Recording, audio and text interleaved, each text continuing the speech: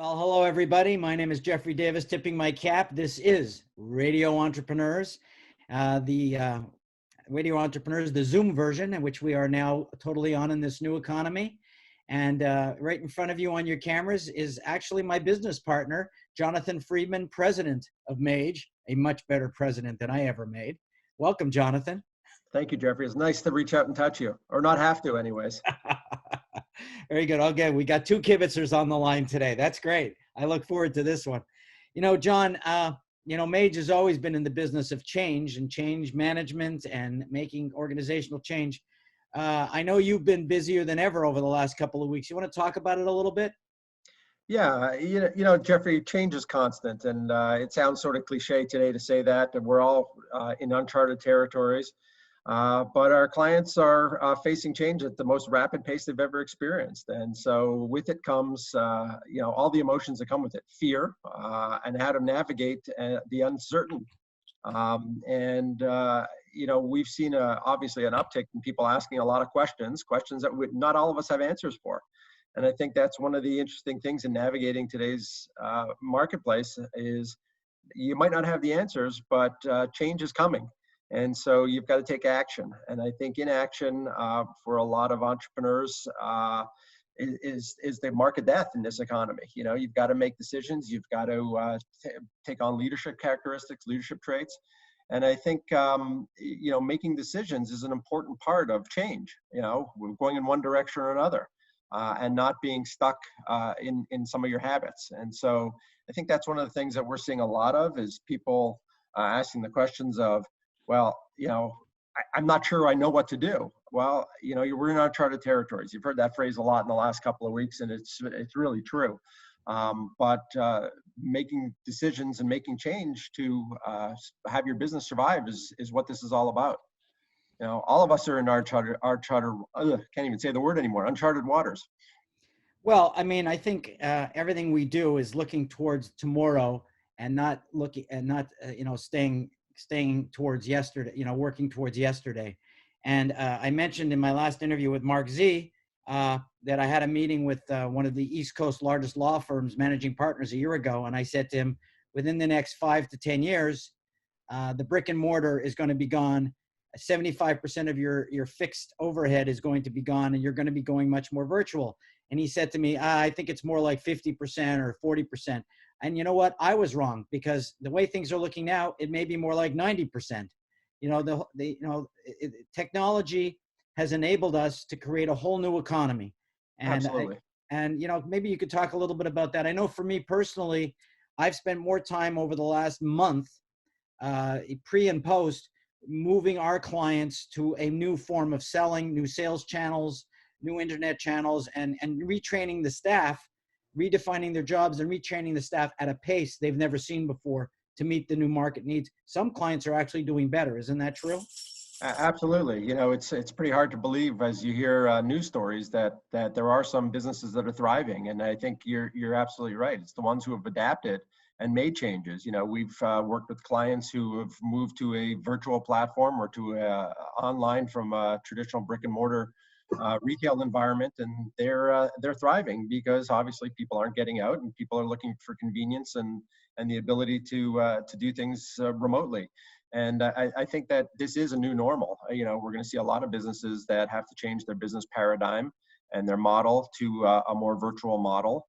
I don't think we're going to one day the stores are going to open up and businesses are going to open back up and people are going to suddenly be 100% back in the office. I think we're creatures of habit, and I think the longer this stays, the more people are going to have to adapt to it. And I think that's, again, speaking back to change, what we're seeing is that businesses that are thriving are, in effect, rapidly re-engineering their business, and along with that comes change in people's roles and change in what people have done historically.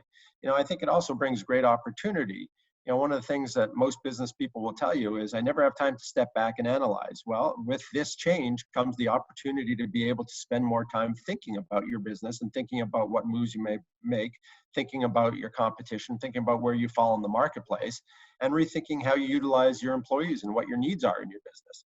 So, I think that the traditional, I've got no time to, has now given us time to do the things that perhaps we haven't done in the past. And you know, just speaking of moving forward and ramifications, I want to sort of you know, also touch on leadership.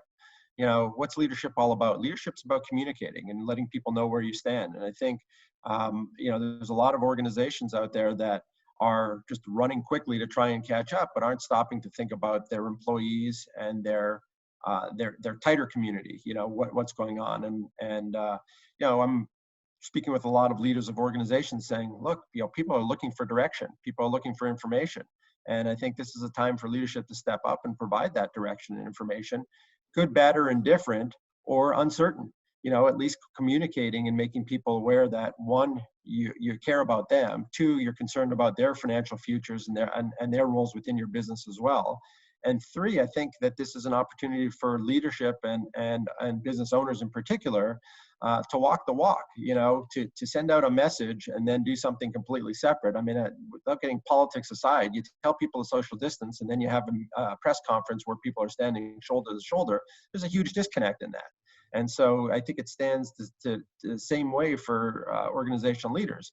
You know, you don't say to people, you know, we're cutting people back and we're cutting our workforce, yet, you know, I'm investing in X, Y, and Z for the business. I mean, you can't send those mixed messages and disconnect.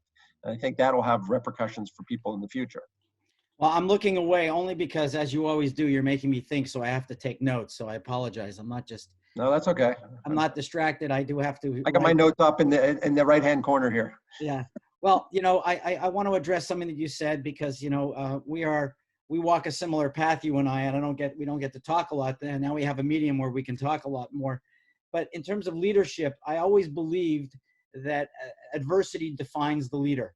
Either it destroys the leader because they don't know how to adapt to it, or it defines them as a real leader. It's not the good economy that defines the leader. And I think, you know, just to add a little bit, that what I've seen, and you've seen it as well, but I do a lot of family business work, is that a lot of family businesses, they're at a crossroads right now. It's sort of like the federal government negotiating a relief package, debating back and forth. That when families get into a paralysis situation right now, where family members are fighting with each other and there's more ego involved than market reality, then they're really going to put themselves out of business. And families need to find a way to resolve issues quicker today, maybe more with a facilitator, maybe not with a facilitator, but they don't have time to be debating traditional family fights in this particular economy.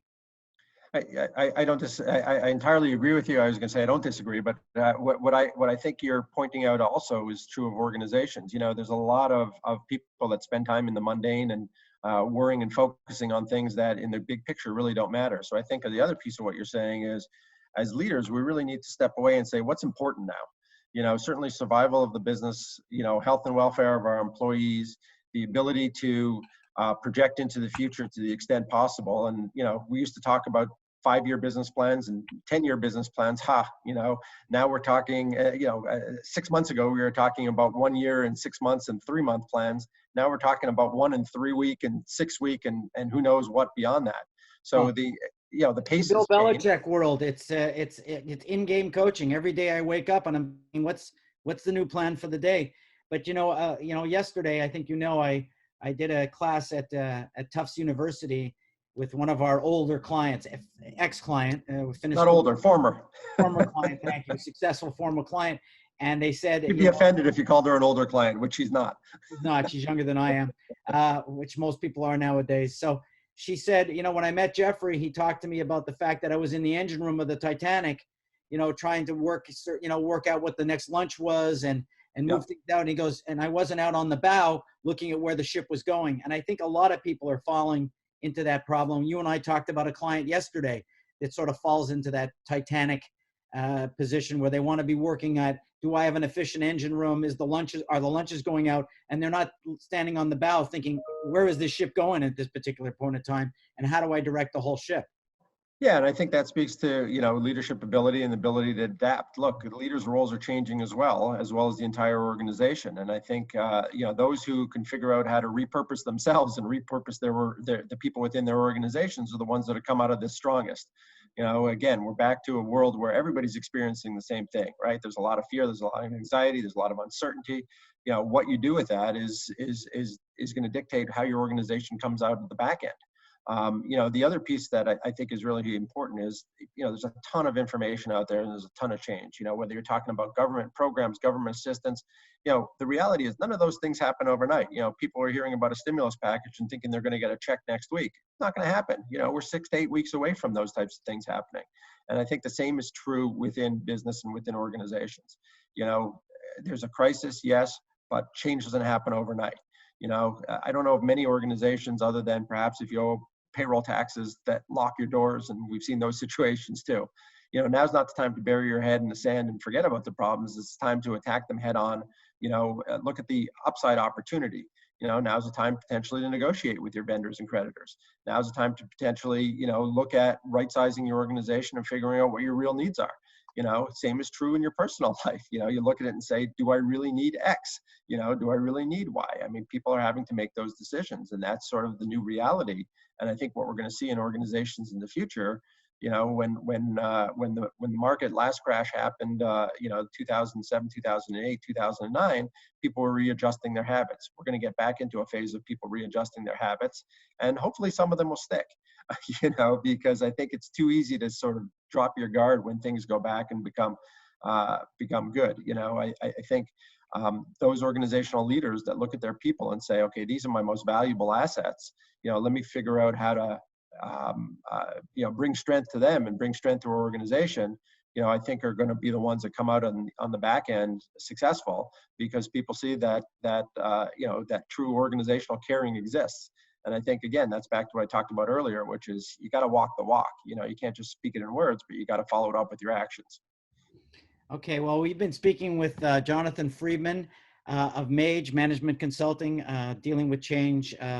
Jonathan, if anybody is in transition, and they all are right now, and they're looking for help with transition, strategy, structure, team building, new sales, marketing, how would they find you at MAGE? Well, best way probably is to send me an email, although those are coming in fast and furious, jfreedman@mageusa.com. You know, probably the best way to reach me is through that. You can also call our office number. We pick up voicemails on a regular basis, 617-244-8366. I'm at extension 205. And I would hand out my cell phone, but I don't want people from all over the other part of the world calling me right now. I'm getting enough calls domestically. Well, I'll be a little different. I live on my cell phone. You can call me at 617-462-4738. I love to talk about business. That's what I do all day. That's all I've done my whole career. I love to talk about entrepreneurship and families in transition. That's all I do. I'm a junkie. So, John, great talking to you. Good luck today. I know you got another busy day ahead of you. Thank you. You as well. And appreciate the time. We'll talk soon. We'll be talking soon. Remind everybody, this is Radio Entrepreneurs, New England's #1 source for entrepreneurial stories. We are continuing, and we are still in business. Thank you.